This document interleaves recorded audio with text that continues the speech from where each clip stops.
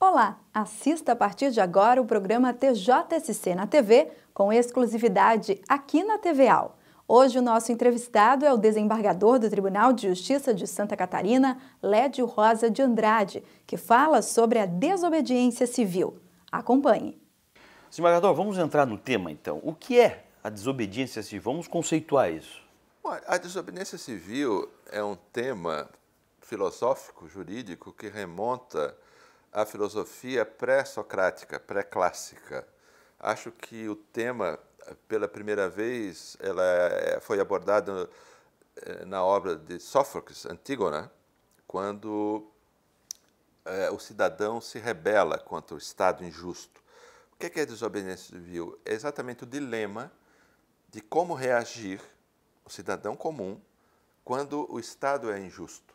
Porque nós temos três formas de reagir. Uma é a passividade, aceitar a injustiça do Estado e se submeter à tirania. A outra forma é a revolução, é você, de forma violenta, atacar o Estado através de armas, através da força, e combater na guerra contra um Estado injusto. E a desobediência civil é o meio termo. É quando você, diante de uma lei injusta, diante de um Estado injusto, você não aceita a lei do Estado, entretanto, sem o uso da violência. Você simplesmente desobedece. Pois é, desembargador, mas há uma fundamentação dentro da nossa Constituição sobre a desobediência civil? Esse é um paradoxo de toda a filosofia em todos os tempos, né? Porque a filosofia, se você for fazer uma análise da história da filosofia, você vai ver que sempre há posturas dos filósofos de como se deve o cidadão reagir diante do poder. Uns dizem que você tem que obedecer e nunca pode reagir, e outros dizem que você sim, quando determinados limites o Estado ultrapassa, você pode reagir contra o poder instituído. O grande problema jurídico é que a própria lei ela não pode legislar quando você pode desobedecer a lei. Por quê? Porque a desobediência civil é exatamente você desobedecer uma lei em vigor porque ela é injusta. Então, a lei não pode prever a própria desobediência a ela. Então, não há um fundamento jurídico, digamos assim, que permita ao cidadão desobedecer a lei. É uma questão filosófica, política. Ela pode ser criminalizada, ou seja, ela pode ser encarada como um crime? Em que circunstâncias isso acontece dentro da Constituição? Depende ao que você está desobedecendo. Por exemplo, existem desobedientes civis que não pagam imposto, porque acham que o Estado, através dos impostos, está agredindo os seus direitos. Isso leva aos crimes tributários. Há, por exemplo, um caso recente de desobediência civil no tocante a não fazer o serviço militar. Isso é muito comum na Espanha, quando eu morei lá fazendo meu doutorado, os jovens pacifistas, absolutamente contra a guerra, se negavam a participar e a ingressar no momento que tinham que ir ao exército. Bom, isso tem penalidades previstas na lei. No caso da Espanha, o governo permitiu uma alteração legislativa para que as pessoas que não queriam servir o exército prestassem serviço à comunidade. Aí você tinha os desobedientes civis normais, que aceitavam e prestavam os serviços à coletividade, e havia os desobedientes civis radicais. Diziam, não, eu não vou prestar um serviço à comunidade, porque isso também é uma pena, e eu não aceito a lei primária que me obriga a ser violento, me obriga a usar arma, porque eu sou contra usar arma. E eles não faziam o serviço comunitário e acabava sendo detido. Só que começou a levar uma quantidade enorme de jovens espanhóis à prisão e criou problemas graves para o governo. Então, a desobediência civil é exatamente isso. É uma arma pacífica de você se postar contra um Estado injusto. Pois é, nesse sentido, a gente está dando um caráter positivo à desobediência civil, né? A princípio, se entenderia ao contrário. Há um entendimento positivo nisso, de se julgar aquilo que é injusto, que deva ser justo. Esse é o objetivo, né? Porque, em termos teóricos, eu acho que a partir de Sófocles, depois nós temos Etienne de Labotier, ou Labotie, não sei bem a pronúncia francesa, que tem um livro chamado, agora me esqueci o nome, foi escrito no século XVI, A Servidão Voluntária. Esse livro é um livro muito importante, mas o primeiro grande teórico que escreveu e deu esse nome, desobediência civil, foi Thoreau, um norte-americano, e ele tem uma frase muito interessante, que ele diz que diante de um Estado injusto, o único lugar digno para um homem correto é o cárcere. E, a partir do Thoreau, nós temos os exemplos práticos de Gandhi e de Martin Luther King, que foram pessoas que se postaram contra determinado Estado, desobedecendo as leis segregacionistas, no caso de Martin Luther King, e as leis racistas, no caso de Gandhi, contra as leis inglesas, e todos eles pagaram caro, né? Pagaram com a própria vida. Desembargador, e quais são as desobediências civis que podem estar dentro da nossa Constituição?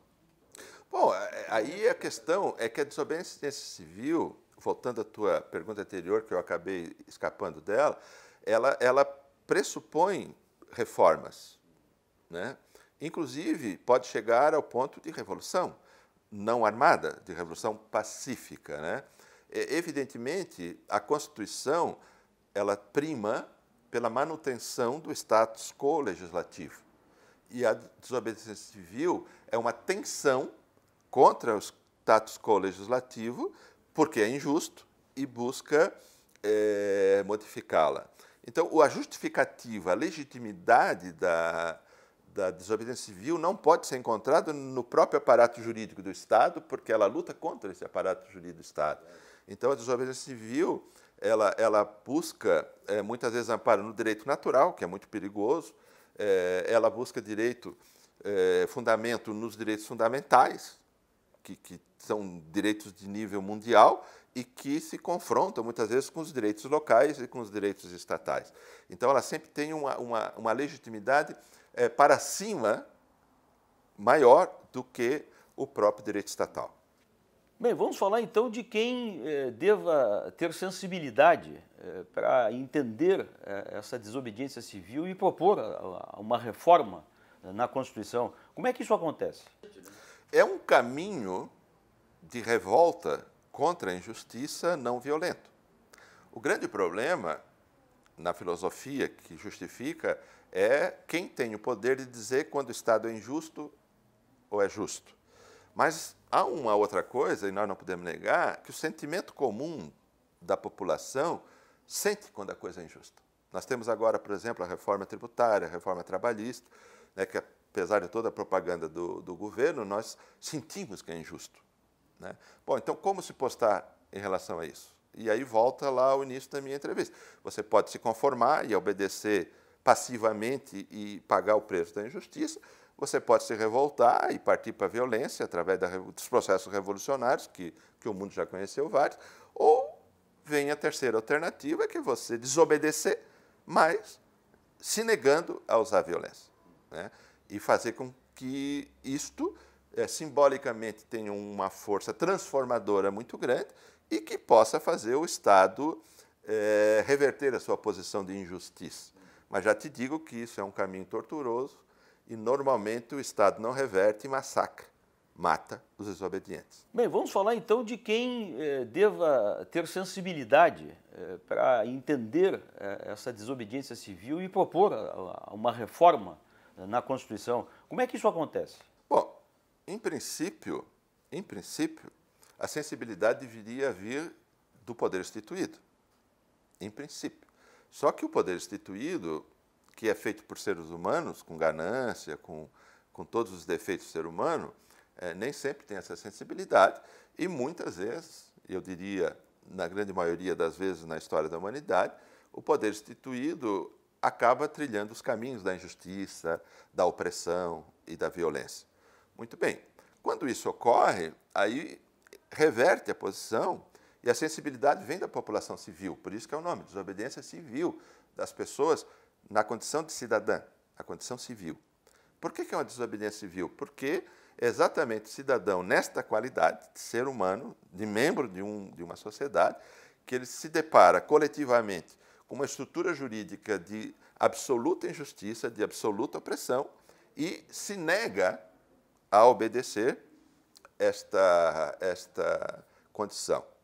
Vejamos, por exemplo, uma atitude de tirania em que um Estado determina aos seus jovens que entrem no exército para massacrar um país vizinho indefeso e sem armas suficientes para se defender. É uma questão de massacre, é uma questão de genocídio, como tem sido feito na Europa, de destruição dos curdos e de outras etnias menores. Bom, diante dessa injustiça, você pode restrição. Não, eu não vou fazer isso. Eu sou contra isso. Como muitos jovens norte-americanos, por exemplo, se negaram a ir à guerra do Vietnã porque viram que era uma guerra que não tinha nenhuma justificativa, era uma verdadeira barbaridade. Então, esse é o fundo filosófico, político-filosófico.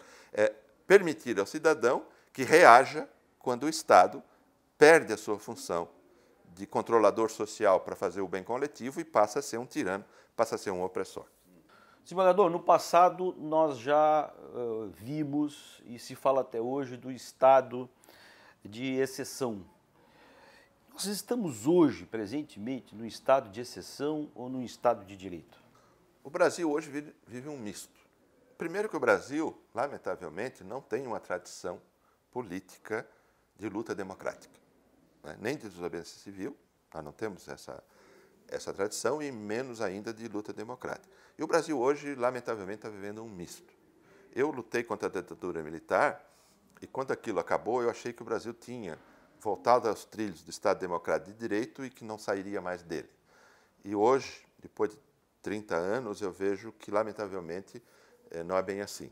Hoje nós temos a volta de uma parte do Estado ainda minoritária, que está destruindo as bases da democracia, do Estado Democrático de Direito, e que está trilhando o Estado da tirania, o Estado do desrespeito, o Estado opressivo. E isso vem, lamentavelmente, de uma parte do Judiciário, uma parte do Ministério Público, uma parte da polícia, e na política você já vê propostas de pessoas defendendo massacres, metralhar favela, atitudes não democráticas que está chegando já à via eleitoral e que, lamentavelmente, as pesquisas estão demonstrando uma alta aceitabilidade, quando o povo deveria rechaçar violentamente esse tipo de propostas antidemocráticas, por toda essa catástrofe ético-política que nós estamos passando no Brasil.